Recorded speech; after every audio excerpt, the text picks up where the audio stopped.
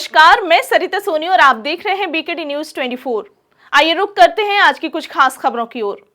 हर वर्ष की भांति इस वर्ष भी चेटी चंद पर्व अत्यंत श्रद्धा और भव्यता के साथ मनाया गया। भगवान झूलेलाल जी की जयंती के अवसर पर पूज्य सिंधी पंचायत भवन रानी महल गुरुद्वारा में आयोजित 48वें संत समागम महोत्सव का भव्य आयोजन हुआ।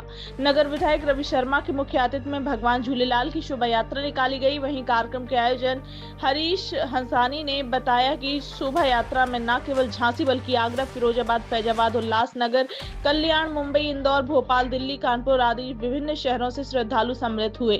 शोभा यात्रा का शुभारंभ झांसी के कोतवाल राजेश पाल द्वारा हरी झंडी दिखाकर किया गया। यह यात्रा पूज्य सिंधी पंचायत भवन रानी महल सिंधी गुरुद्वारा से प्रारंभ होकर मिनरवा चौराहा, रानी महल, सुभाषगंज, गांधी रोड, बड़ा बाजार, मानिक चौक, सिंधी तिराहा, कोतवाली होते हुए पुनः सिंधी पंचायत भवन में समापन हुआ।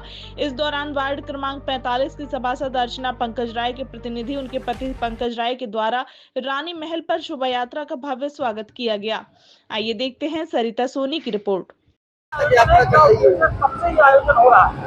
ये सन 1978 में इस झूलेलाल जयंती पर शोभा यात्रा का आयोजन शुरू किया गया था और पिछले 48 वर्षों से अनावरत रूप से ये चली आ रही है और हर साल प्रति साल इसमें बहुत अच्छा सुधार होता जा रहा है और आसपास के 100-200 किलोमीटर के लोग यहाँ देखने आते हैं और पूरे सिंधी समाज, पूरे भारतवर्ष में हमारी शोभा यात्रा की तारीफ होती है। हमारा उद्देश्य अपने सिंधी समाज की, हमारी भाषा, हमारे संस्कार, हमारी जो रीतियां हैं वो पहुंचाना है, जन जन तक पहुंचे। और ऐसा कहा जाता है कि जो भाषा खत्म हो जाती है वो समाज खत्म हो जाता है। तो हमारा प्रयास है कि हम लोगों की सिंधी भाषा हमेशा जीवंत रहे और हमारा उद्देश्य है और एक संदेश है कि समाज में पूरी एकता बनी रहे। पूरे जिले में ये स्थिति क्या वजह जाती है?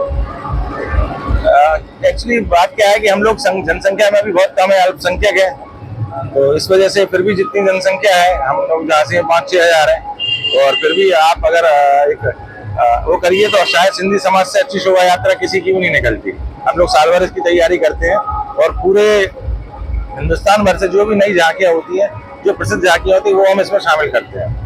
क्या मानते हैं जो और शहीद है उनमें शहीद हेमू कालानी को वो स्थान नहीं मिल पाता जो और शहीदों को मिलता है, क्या वजह मानते हैं? देखिए, ये इतिहासकारों की वो है और फिर हमने जैसा कहा हम लोग जनसंख्या में कम है, हम अपने अमर शहीद हेमू कालानी की शहादत जन जन तक पहुंचा नहीं पाए और जिन्होंने उनको पढ़ा है वो जानते हैं कि उन्होंने कितना अपना सर्वस्व बलिदान दिया था। जो सर्वोच्च बलिदान होता है वो उन्होंने देश के लिए दिया था, अपने हिंदुत्व के लिए। कौन सी भी जयंती है? ये हमारे जो हम लोग मनवा रहे हैं 48वां वर्ष है मनाते हुए। झूलेलाल जी की कौन सी? 1078वां वर्ष है।